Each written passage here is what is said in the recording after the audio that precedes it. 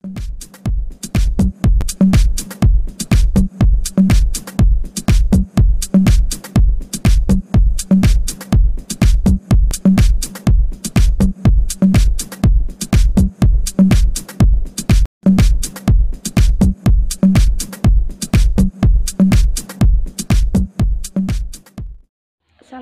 warahmatullahi wabarakatuh. Perkenalkan, kami di sini dari kelompok 12 Kaidah Fikih, di mana kami akan menjelaskan materi tentang makalah Kaidah Fikih bidang jinayah kriminalitas dan siasah politik, di mana anggotanya ada Afrisyul Maulana dengan NIM 4119126, Vina 4119144, dan Muhammad Faroj Nabil 4119148, dan Mifbahul Anam dengan NIM 4119234. Di sini saya akan menjelaskan pengertian fikih jinayah. Secara etimologis berarti faham, berarti memahami, mengerti ucapan itu baik. Sedangkan secara terminologis menurut Wahab Al-Huzali dan Umar Sulaiman dengan mengutip definisi Al-Syafi'i, yaitu ilmu tentang hukum-hukum syariah yang bersifat amaliyah yang digali dan ditemukan dari dalil-dalil yang terperinci. Secara etimologis, kata lain dari jinayah yang artinya perbuatan yang tidak baik atau dosa. Jinayah mengartikan bahwa semua perbuatan yang dilarang dan menuju kemadaratan maksudnya terhadap jiwa, itulah jinayah yang berasal dari terminologis. Fikih di jinayah adalah mengetahui berbagai ketentuan hukum tentang perbuatan kriminal yang dilakukan oleh orang mukallaf sebagai hasil pemahaman atas dalil yang terperinci. Selanjutnya ada klasifikasi jinayah. Klasifikasi berdasarkan sanksi hukum, yaitu berdasarkan adanya sebuah sanksi hukum yang ada. Sanksi ini dijatuhkan kepada 3 kelompok, di mana 3 kelompok tersebut ditetapkan oleh para ulama tentang pengelompokan jinayah. Yang pertama ada qisas.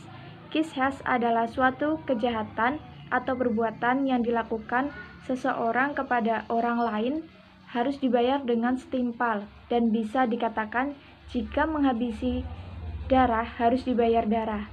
Seperti halnya sebuah pembunuhan yang menghilangkan nyawa, maka harus dibayar dengan nyawa juga. Selanjutnya ada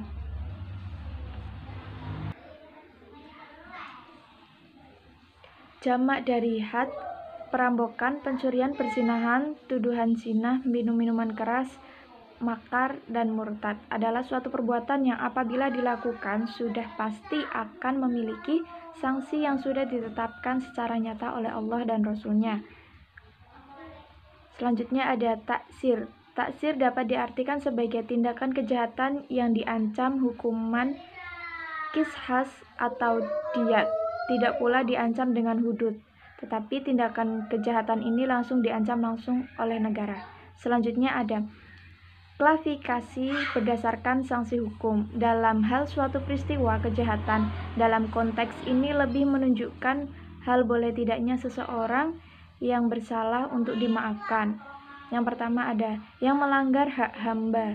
Kejahatan secara murni, kejahatan yang melanggar hak hamba itu termasuk dalam kejahatan seperti pembunuhan, tindakan menghilangkan bagian anggota badan, dan pelukaan. Kelompok kejahatan ini dapat diancam hukuman diyat atau hukuman qisas. Selanjutnya ada kejahatan yang melanggar hak Allah. Kejahatan-kejahatan yang melanggar hak yang sudah ditetapkan oleh Allah atau kepentingan umum menurut syariat Islam secara murni, yaitu perzinahan, meminum khamar, berjudi, merampok, dan murtad. Selanjutnya ada kejahatan yang melanggar hak hamba Allah yang berbaur atau bersama dengan hak Allah, namun kali ini hal Allah lebih dominan atau lebih banyak, di mana kejahatan seperti ini merupakan jenis kejahatan yang melanggar hak hamba yang berbaur atau bersama dengan hak Allah, namun hak Allah lebih dominan atau lebih banyak. Contohnya dari kejahatan ini adalah menuduh saudaranya zina dengan orang lain tanpa bukti yang kuat. Menurut para ulama, kejahatan jenis ini bisa dimaafkan jika sang korban memaafkan. Kejahatan yang melanggar hak hamba yang berbaur dengan hak Allah, namun hak Allah lebih dominan. Selanjutnya akan dijelaskan oleh teman saya. Terima kasih atas waktunya. Di sini saya akan melanjutkan pembahasan yang telah disampaikan oleh rekan saya Mbak Vina. Di sini saya akan menyampaikan mengenai rukun dan syarat jinayah. Yang pertama yaitu syarat jinayah. Mengingat jinayah adalah perbuatan yang dilarang oleh syariat agama atau syariat, maka jinayah hanya berlaku kepada orang yang mualaf saja atau biasa dikatakan balik serta berakal. Sehingga apabila seseorang tidak mempunyai akal atau belum mencapai balik atau bisa dikatakan orang gila, maka orang tersebut tidak terkena hukum jinayah. Nah, kemudian rukun-rukun jinayah. Adanya unsur formal yaitu rukun as'ari, yaitu ketentuan tekstual yang melanggar perbuatan tertentu yang disertai dengan ancaman hukuman. Nah, contohnya saja kalau di Indonesia itu seperti KUHP, kemudian hukum perdata. Nah, di dalam rukun jinayah itu harus ada hukum yang mengatur secara tekstual atau tertulis seperti itu. Nah, kemudian apabila melanggar perbuatan tertentu dan disertai dengan hukuman, nah apabila melanggar peraturan yang telah diatur dalam hukum secara tekstual tersebut, maka akan mendapatkan hukuman. Nah, ada unsur moral atau yang biasa disebut rukun al-adabi, atau aturan itu harus sesuai dengan moral yang berlaku seperti itu.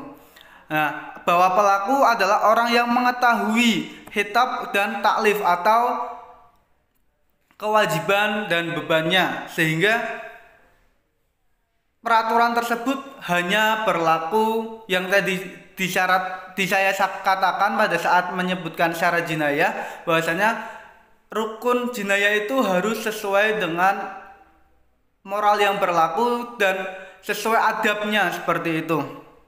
Nah, selain unsur umum, ada juga beberapa unsur khusus. Misalnya dalam kasus pencurian, kemudian ada mencuri milik orang lain dan lain sebagainya.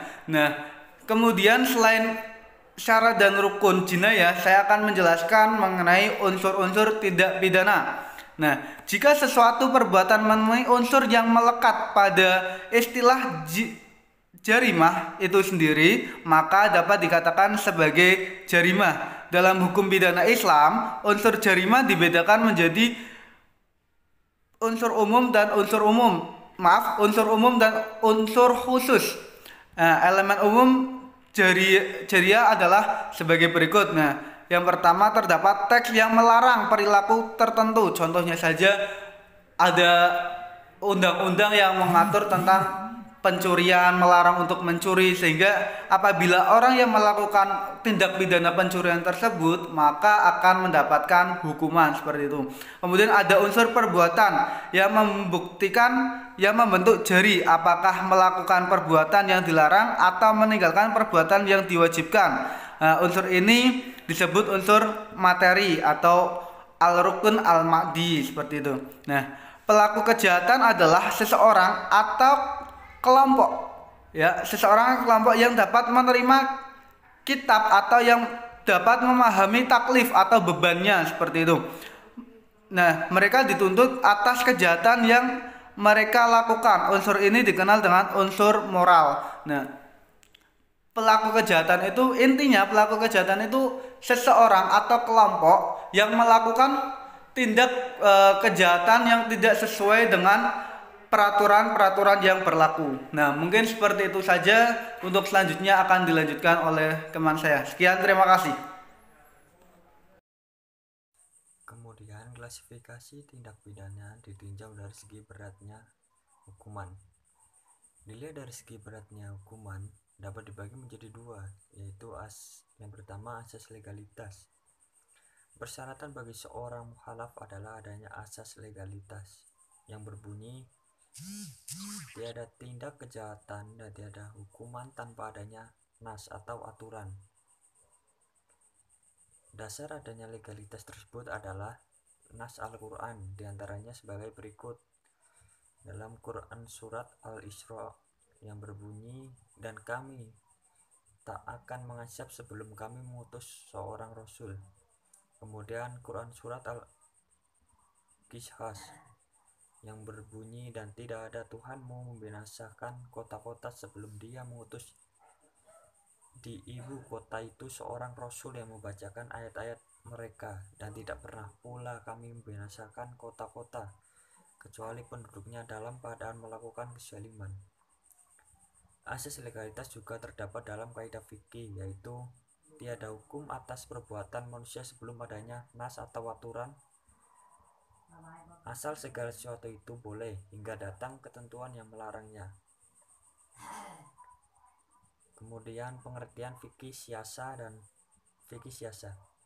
Fikih siasa terdiri dari dua kata bahasa Arab, yaitu kata fikih dan kata siasa. Agar tidak ada kesalahan dalam memahami fikih siasa, maka perlu dijelaskan pengertian dari segi bahasa dan istilah. Secara etimologi atau bahasa, fikih adalah pemahaman, sedangkan fikih secara terminologi atau istilah adalah pengetahuan tentang hukum syar'i tentang amal perbuatan